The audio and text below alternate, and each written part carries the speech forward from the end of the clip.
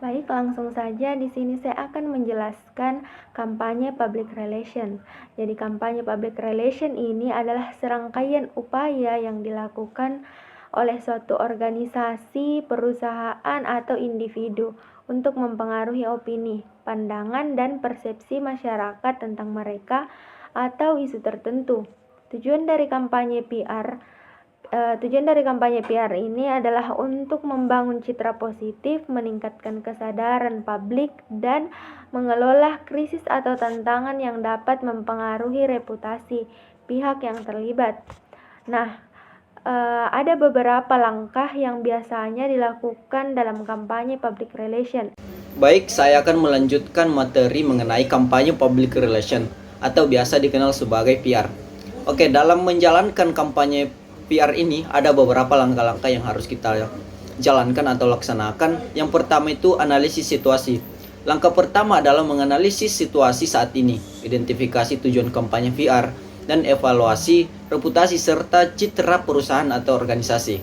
Pahami juga target audiensi yang ingin Anda capai dan apa isu-isu yang relevan dengan mereka. Yang kedua itu ada penetapan tujuan.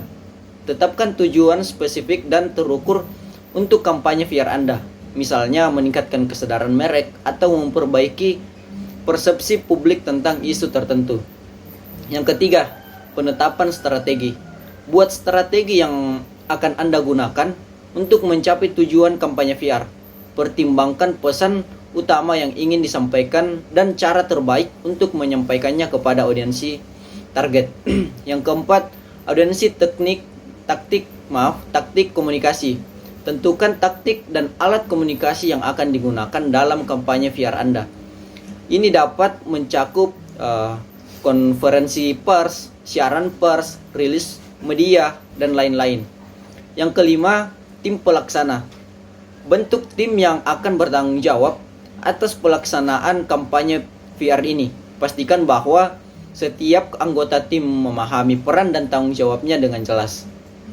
Yang keenam, penjadwalan. Buat jadwal pelaksanaan kampanye VR yang rinci, termasuk tanggal dan waktu setiap kegiatan komunikasi. Dan yang ketujuh, mengembangkan pesan. Buat pesan utama yang ingin disampaikan dalam kampanye VR. Pastikan pesan tersebut jelas, konsisten, dan relevan dengan audiensi target. Yang kedelapan, pelaksanaan.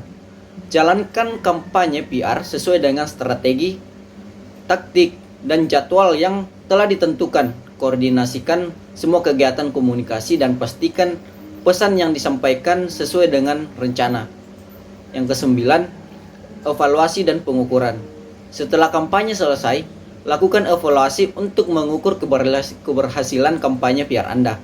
Gunakan indikator kinerja kunci atau KPI yang relevan untuk menilai apakah tujuan kampanye telah tercapai.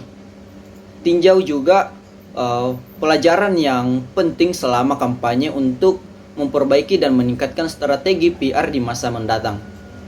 Dan yang ke-10, pengumuman hasil.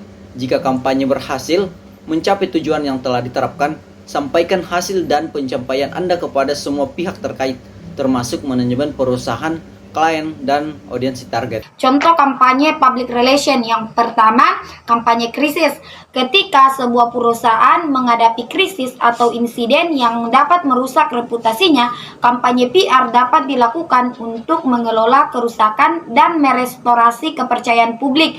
Contohnya adalah ketika perusahaan makanan meluncurkan kampanye PR untuk merespon isu kesehatan terkait produknya dan memberikan jaminan kualitas dan keamanan. Yang kedua, kampanye corporate social responsibility.